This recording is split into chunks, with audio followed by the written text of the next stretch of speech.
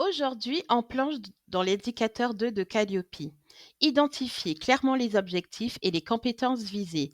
C'est simple, une formation doit dire précisément ce qu'on apprend, ce qu'on développe et ce qu'on sait faire à la fin. Pas de flou, pas d'à peu près. Ce que dit l'indicateur, l'idée c'est de rendre vos intentions pédagogiques limpides. On doit pouvoir répondre immédiatement à trois questions. Qu'est-ce que l'apprenant va apprendre?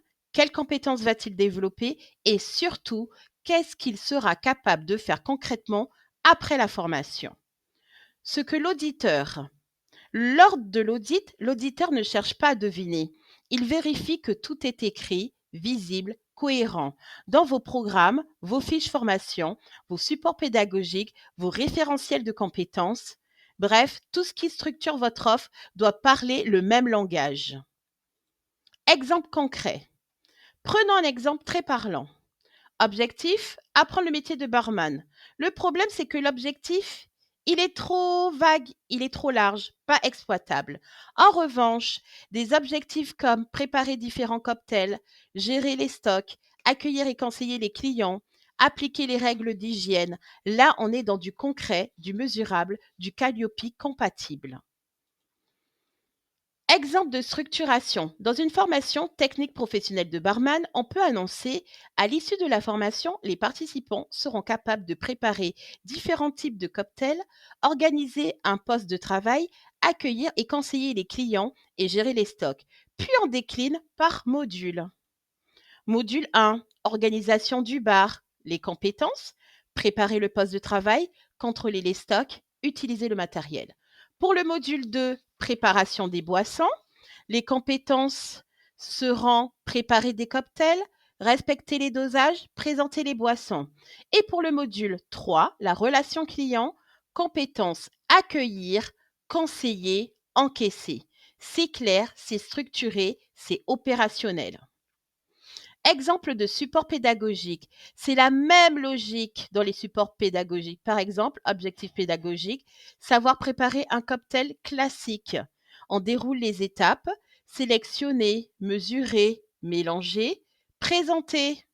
On propose une activité pratique, réaliser un cocktail à partir d'une fiche technique.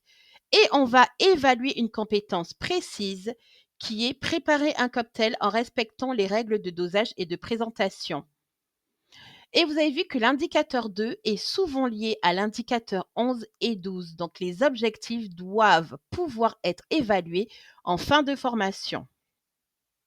Ensuite, je vous ai mis un exemple de grille d'évaluation avec les compétences, la compétence visée, les critères d'évaluation, si c'est non acquis, si c'est en cours d'acquisition, si c'est acquis et vos observations.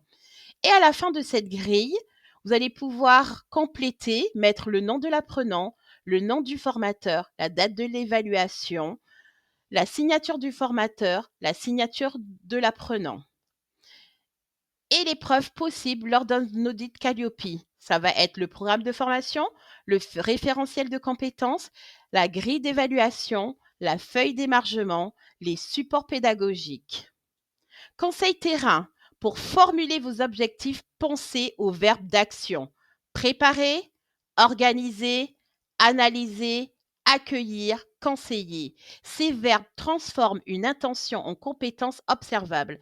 Et c'est exactement ce que Calliope attend. L'indicateur 2, c'est la colonne vertébrale de vos formations. Quand vos objectifs sont clairs, vos compétences sont lisibles et vos supports sont alignés. Vous gagnez en qualité, en crédibilité et en impact. Je suis Katharina Jean-Gilles, fondatrice d'Inset Age 360.